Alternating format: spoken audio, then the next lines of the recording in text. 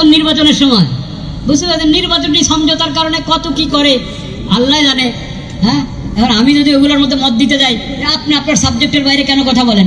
আচ্ছা, আমি আমার সাবজেক্টের বাইরে কথা বলবো না, এটা ঠিক আছে, কিন্তু সাবজেক্টের ভিতরে তো কথা বলতে পারবো নাকি? তো সাবজেক্টের ভিতরের কথা হলো, সাবজেক্টের ভিতরের কথা হলো এই ভোটের জন্য বা দুনিয়ার অন্য কোনো মতলবে, বা আপনার যদি ভোটকে একবারই দিনের উদ্দেশ্যেই করেন, সে আপনার বিষয়, আপনি বুঝেন, যে কারণেই করেন, দুনিয়ার কোনো মতলবে, ভোট বা ভোট ছাড়া অন্য কোনো মতলব, দুনিয়ার কোনো মতলবে আকীদা নষ্ট করবেন না, আহলে সুন্নাত ওয়াল জামাতের মাসলাক থেকে সরবেন না, খবরদার। কাকে বলে আহলে সুন্নাত ওয়াল জামাত? আমি আগের ফিরেও এখানে বলেছি এই মাঠে, আজকেও আবার এই কথা বলে শেষ করছি। আহলে সুন্নাত ওয়াল জামাত 1 নম্বর ইসলামী আকীদা, ইসলামী পরিভাষা, ইসলামী বিধান, এগুলোর ব্যাখ্যা বিশ্লেষণ সাহাবায়ে কেরাম তাবিঈনের মতো করে যারা করে তারা আহলে সুন্নাত। 1 2 আহলে সুন্নাত ওয়াল জামাত কোন নবী রাসূলের সমালোচনা করে না। 3 আহলে সুন্নাত ওয়াল জামাত কোন সাহাবীর সমালোচনা করে না, আহলে বাইতের কোন ইমামের সমালোচনা করে না। আহলে সুন্নাত ওয়াল জামাত, আহলে সুন্নাত ওয়াল জামাত কোন ইমাম, মাযহাবের ইমাম, হাদিসের ইমাম, তাফসীরের ইমাম, আকীদার ইমাম, কোন ইমামের সমালোচনা করে না। আবু মনসুর মাতুরিদির সমালোচনা করছে কাও, আবুল হাসান আশারীর সমালোচনা করছে কাও, আপনি দূরে থাকেন, বুঝবেন যে সমস্যা আছে, বুঝবেন সমস্যা আছে। আশায়রা মাতুরিদিয়া বিভিন্ন নামে সমালোচনা করে আকীদার ইমামদের, হুঁশিয়ার থাকবেন। হাদিসের ইমামদের সমালোচনা করছে, হুঁশিয়ার থাকেন। মাযহাবের ইমামদের সমালোচনা করছে, হুঁশিয়ার থাকেন, কোন ইমামের সমালোচনা করে না। 5 নম্বর আলেম সমাজকে অবজ্ঞা করে না আহলে সুন্নাত ওয়াল জামাত।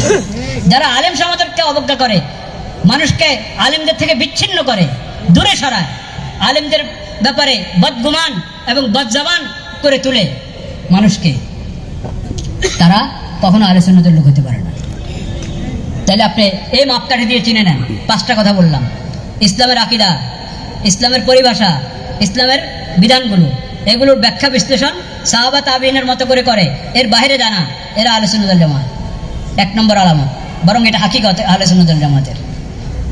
আহলে সুন্নাত ওয়াল জামাত কখনো কোনো নবী রাসূলের সমালোচনা করে না। যাকে দেখবেন নবী রাসূলের সমালোচনা করে, সে দিল্লির মিম্বরে বসে করক আর লাহোরে বসে করক, যেখানে বসে করক, নবী রাসূলের সমালোচনা যে করে আহলে সুন্নাতের লোক হইতে পারে না। তারা যাকে, এমন লোকদেরকে যারা গুরু মানে, তারা আহলে সুন্নাতের রাস্তায় নাই। কোন সাহাবীর সমালোচনা না, আবু বকর ওমর রাদিয়াল্লাহু তাআলা আনহু, না আলী রাদিয়াল্লাহু তাআলা আনহু, না ওসমান রাদিয়াল্লাহু তাআলা আনহু, না মুআবিয়া রাদিয়াল্লাহু তাআলা আনহু, না হাসান রাদিয়াল্লাহু তাআলা আনহু, না হুসাইন রাদিয়াল্লাহু তাআলা আনহু। কোন সাহাবীর সমালোচনা আহলে সুন্নাত করে না। যে কোন সাহাবীর সমালোচনা করবে, হযরত মুআবিয়া রাদিয়াল্লাহু তাআলা আনহুর সমালোচনা করো, যারই সমালোচনা করো, কোন সাহাবী যে করবে কোন সাহাবীর সমালোচনা, সে আহলে সুন্নাতের লোক না। ইমামদের সমালোচনা যে করে, ইমামদেরকে আল্লাহ বানিয়েছেন ইমাম রাহবার, তুমি তাদের সমালোচনা করো।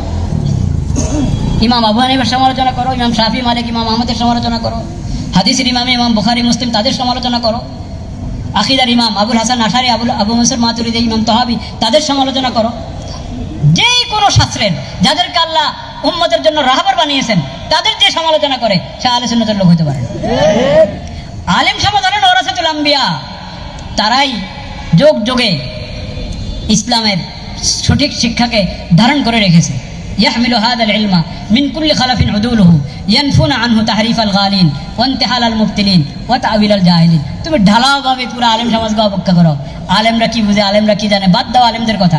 এই ধরনের বাক্য যাদের মুখে বের হয়, ওরা আহলে সুন্নাতের লোক হতে পারে না।